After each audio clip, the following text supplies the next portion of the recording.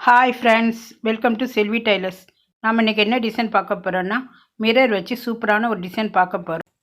அதுக்கு தேவையான பொருள் என்னன்னு பார்ப்போம்.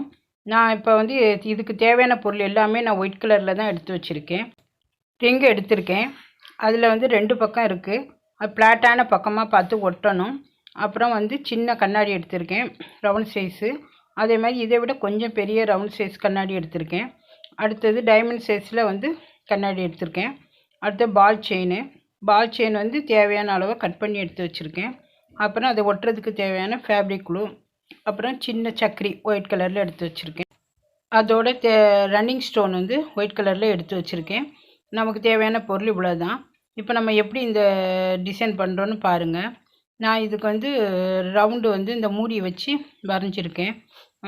ஷேப் மாறாமல் இருக்கிறதுக்காக இந்த மூடியை வச்சு ஒவ்வொரு ரவுண்டாக வரைஞ்சி வச்சுருக்கேன். இப்போ நான் அதுக்கு நடுவில் ஃபேப்ரிக் க்ளூ தடவிட்டு அதில் குட்டி மிரரும் வச்சு அதுக்கு மேலே ரிங்கும் வச்சு ஒட்ட போகிறேன். இதை ஒட்டிட்டு அதை சுற்றி பால் செயின் ஒட்ட போகிறேன். இது ஒட்டி முடித்ததுக்கப்புறம் சுற்றியுமே சின்ன சின்ன குட்டி மிரரை ஒட்டிக்கிட்டு அதை சுற்றி பால் செயின் ஒட்ட போகிறேன்.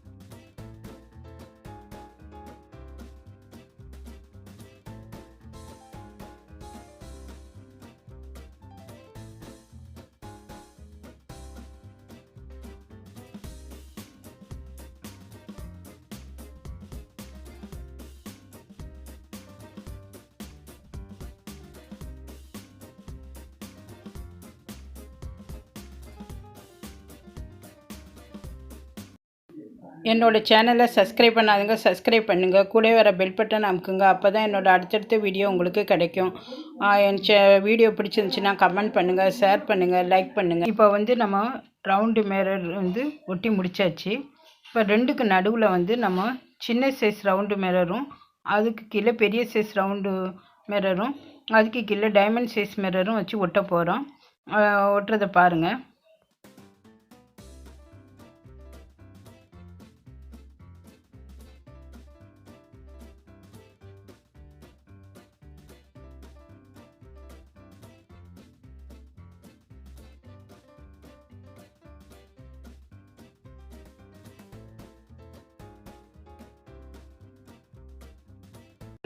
ஒட்டி முடிச்சாச்சு.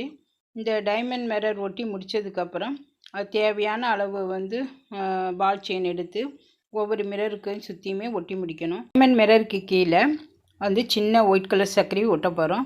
இது ஒட்டி முடித்ததுக்கப்புறம் இந்த கழுத்தை சுற்றியுமே நம்ம பால் செயின் ஒட்டிக்கிட்டு அதுக்கு அடுத்தாப்பில் நம்ம ரன்னிங் ஸ்டோன் ஒயிட் கலர் எடுத்து அதையும் ஒட்டி முடிக்கிறோம். அதையும் ஒட்டி முடித்ததுக்கப்புறம் அடுத்தது லைன் பால் செயினும் ஒட்டி முடித்ததுக்கு போகிறோம். இது ஒட்டி முடித்ததுக்கப்புறம் கொஞ்சம் காஞ்சதுக்கப்புறம் நம்ம வந்து ஊசி நூல் வச்சு தைச்சிட்டோம்னா இந்த டிசைன் வந்து முடிஞ்சு போச்சு. நீங்கள் இந்த டிசைன் வந்து உங்களுக்கு ரொம்ப பிடிச்சிருக்குன்னு நினைக்கிறேன். கண்டிப்பாக ட்ரை பண்ணி பாருங்கள். ட்ரை பண்ணி பார்த்துட்டு எனக்கு கமெண்ட் பண்ணுங்கள்.